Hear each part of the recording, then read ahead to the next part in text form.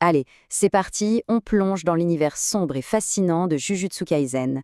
Pour celles et ceux qui ont toujours voulu s'y mettre mais qui ne savent pas par où commencer, voilà une petite introduction et promis, c'est garanti sans spoilers. Alors, imaginez un truc une seconde. Toute la haine, la peur, l'angoisse, bref, toutes les émotions négatives que les humains peuvent ressentir. Et si tout ça, au lieu de juste rester dans nos têtes, ça prenait forme, physiquement, pour devenir des monstres.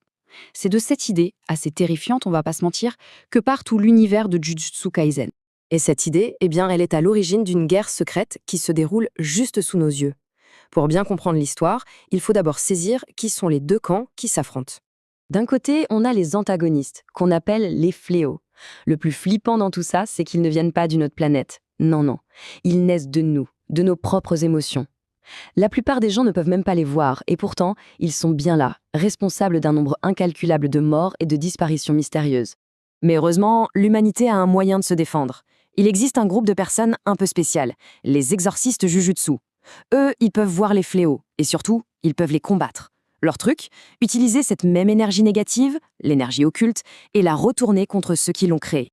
Et au cœur de ce conflit secret, on va suivre un jeune homme, un lycéen, tout ce qu'il y a de plus normal, dont la vie est sur le point de basculer d'une façon totalement inattendue.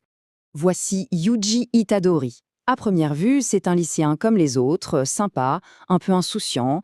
Bon, à un détail près, il a une force physique complètement surhumaine.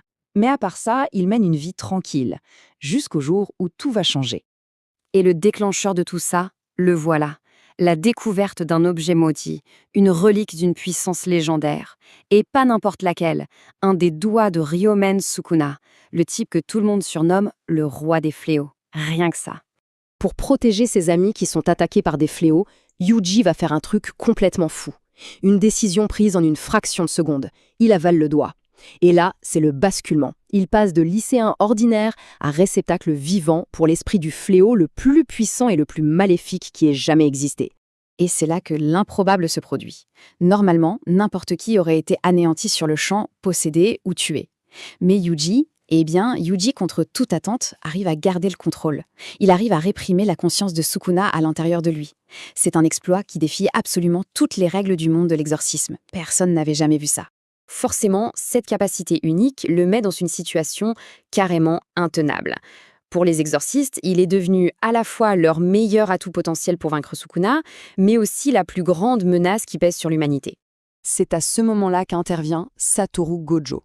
Et attention, on ne parle pas de n'importe qui.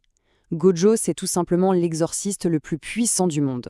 C'est donc lui qui va avoir le destin de Yuji entre ses mains.